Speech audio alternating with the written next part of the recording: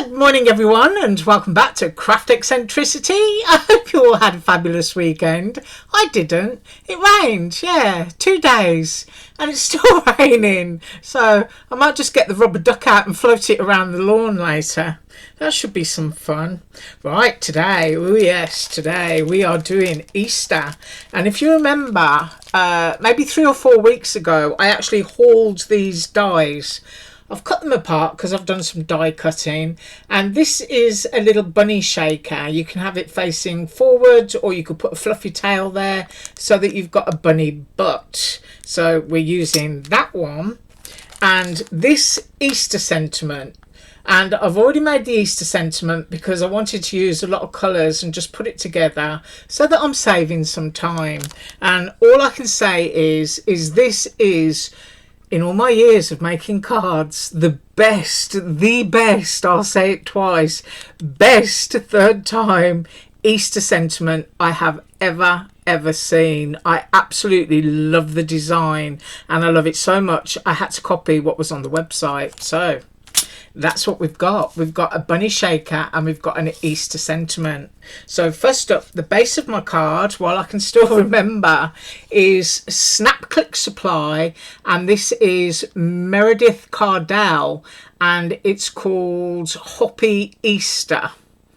So if you just look for Meredith Cardell, eventually I'm sure you'll find this one, but it's a great plaid and my camera might be a bit hazy, and it contains all of the colours that I'm using today, which is why it's so great.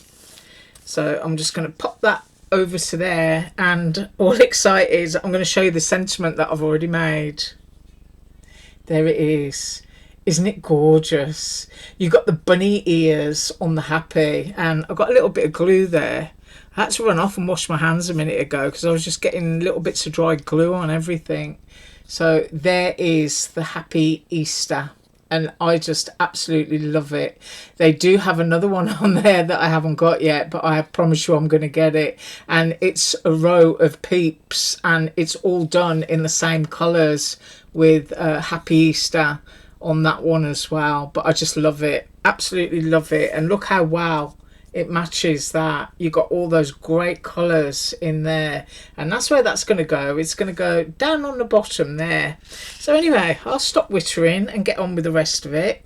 We are going to be using some of my gorgeous mini abalone style, I've forgotten what they're called. Oh, do you know, I will link them below. Oh, I've forgotten what the shape is. What is it? Rhombus, yeah. Oh, I'll keep my hands still and try and get in real close. There you go. Mini rhombus sequins. So there's no hole in them, and they're great for sprinkles on donuts and cupcakes. Right, so we're using those, and as you can see, we're a bit matchy. I have already die cut my rabbit, and I've decided I'm going with a chocolate bunny, and I want a chocolate base, and my rabbit is going to be oriented to face forward, which is as it is on the website. And his little paws, or his little trotters, whatever you want to call them, are also in chocolate and also pink. Now, rather than inlay pink dots back in, I use scraps of pink and just cut out little blobs that will go on the back there. So you can see my bunny facing forward, little feet up in the air. And I've got 2 pink bits which go into the ears. So if you actually look at the die, you can see it's embossed. It's embossed on there. I'm hoping it's catching the light where you put those pink bits. So we will be gluing those in a little while. And I like to use Dollar Tree foam, and people are always saying to me, how do you do it? Well, I cut a piece of Dollar Tree foam to the size of the die, and I've always run it through the center of the plate, because if you go through the center of your die cutting machine, there is less pressure, so you're not likely to squish it flat. If you run through the edge of your plate, that has got the most pressure. So if you've ever got a troublesome die that you can't get to cut out, just go backwards and forwards a couple of times on the edge of your plate and it will cut. So I haven't popped it out or anything. So that is what Dollar Tree foam looks like when you've cut it with the die. And you can see there is still some depth on that. And then all you have to do is pop your bits out, you know, and you can use your bits for anything. And it does, it comes out really easily. She says, catching my ear in the hole.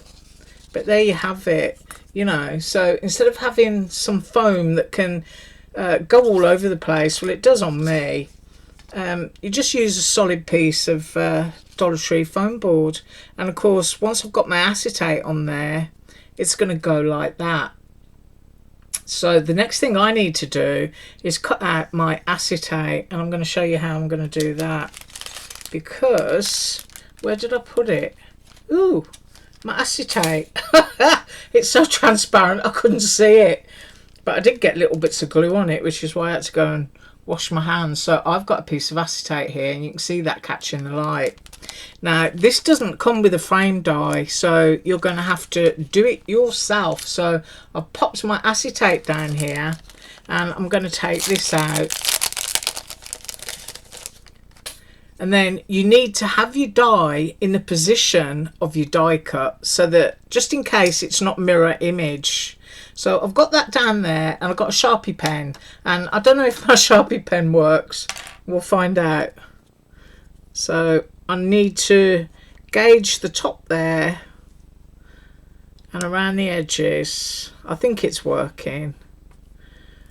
I'm terrible for hoarding Sharpie pens, and a lot of times I can pick them up and they don't work. So now we can see we need to cut on the inside just slightly to cut that out, and it's going to fit into the head section here of our bunny.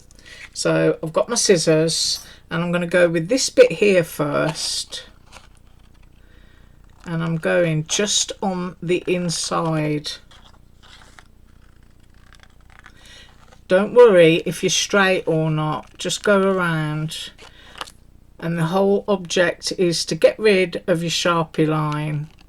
And then if you find out that your acetate is too big for your frame, then you can just go around and trim a little bit more off. So you can see that's not perfect, so I've even got a sharp edge there.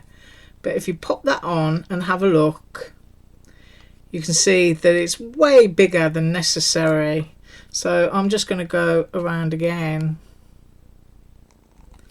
always making sure it's just a little bit at a time.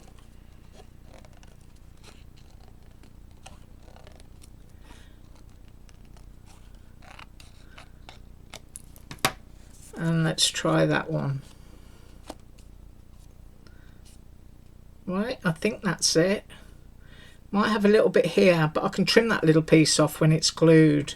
So let me get rid of all of my gubbins. And I'm just going to flip this over here. Now, my bunny isn't going to have a base to it, so its shaker is going to be the base of the card. And I'll show you exactly what I mean in a second. Right, so first of all, I need to get my acetate down. And maybe got too much glue on there, but I'm going to try not to slide it about.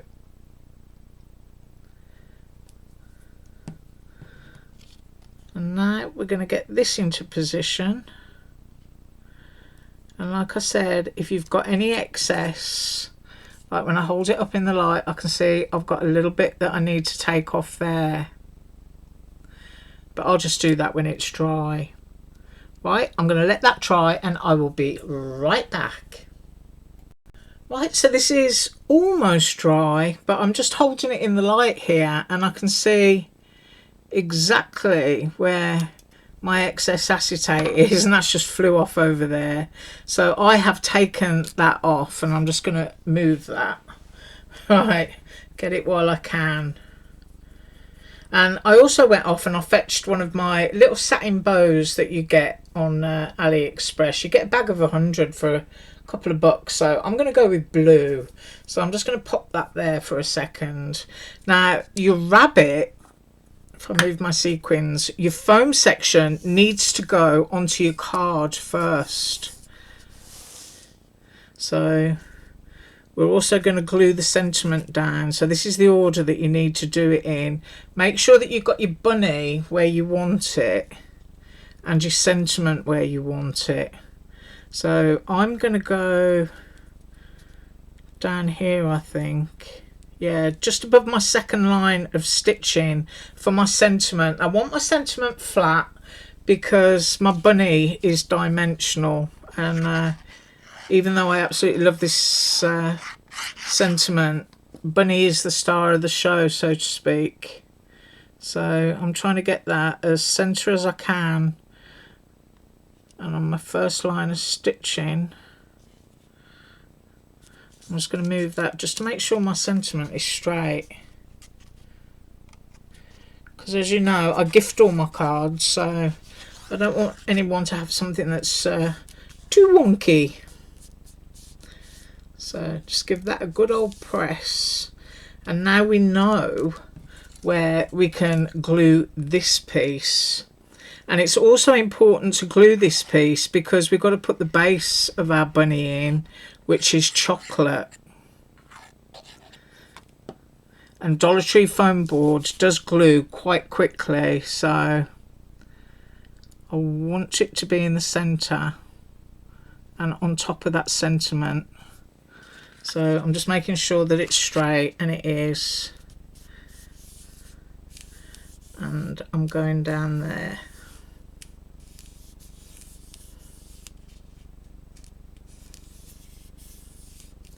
Right, so the next bit is to stick your base in. You can have whatever colour you want. You could put a little happy face in there using your Peachy Keen stamps if you want to. But I just want to go chocolate rabbit. I'm really into chocolate bunnies this year. Not eating them, just looking at them. Right, so that's what you've got. You've got your Dollar Tree foam down, so you've got your little frame. And we've got our sentiment at the bottom. And I do apologise for any blurring. I'll try and get it nice before the end of the show. Right, and so next what we need to do is put our sequins in. So here they are, our little mini rhombus, and I don't need too many of them. I always say that and end up putting loads in. So I think that that is going to do for me. Maybe a pinch more. There we are. There, I've got that all into there. I'm going to move that pot so that I don't knock it all over the place. And then the next thing we need to do is attach our shaker front. And then I'm going to vanish. Actually, you know, while I'm doing this, I'm going to put the ears on.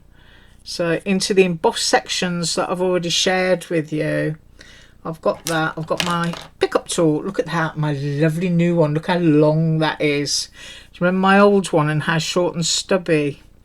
I'd worn the whole thing down, but it did take 4 years to do that, so it's pretty impressive. And then I'm going to get that one into that embossed section and just wiggle it and give it a press there. Make sure that's all squeezed down.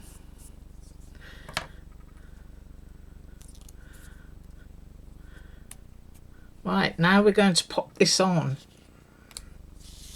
and then I'm going to let it dry. Otherwise I'll pick it up and shake it for you and all the bits will come flying out. So we've got the ears there, and then I'm just going right around the edge. I'll drag that up to that bit. Right, let's get this on here. Need to get it on nice and straight. Let me have a look.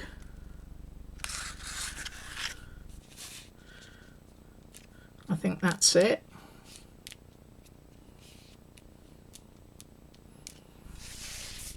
And while that bit is drying as well, so that I don't have to keep pausing, I'm going to stick this bow on. In fact, I'm going to put a nice big blob there. And I'm going to have my bow here. Right, so I'm going to vanish and come back in a second to do the feet. Okay, so I think that's sufficiently dry, and the next thing that I want to do is put my little bunny trotters on. So kind of like, I think I'm just going to go here like that, because I think that's really cute. So just blobs of glue off on the edge there. I'm going to go one blob there and one blob there. Just cut my glue off again, because as you know, I'm using a very tiny pin, and I'm going to see if my pickup tool will grab these, because they are quite heavy, if you know what I mean. I think that's pretty even. Might go there a little bit more. Isn't that cute? I mean, really, apart from, you know, taking the time to use up your little scraps, I've got some fluff in there, to cut out different colours. I just absolutely love that sentiment.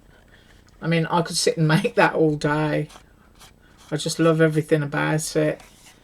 And then we've got our gorgeous little shaky. So I'll just make you seasick for a second. There you go. It works. But isn't that great? Absolutely love it. Really do. There we go. Better picture. I thank you so much for joining me today. Who knows what I'm going to be up with tomorrow, but I'm sure it'll be fun again. I thank you so much for joining me. As usual, all links are below, and have a great day. Bye.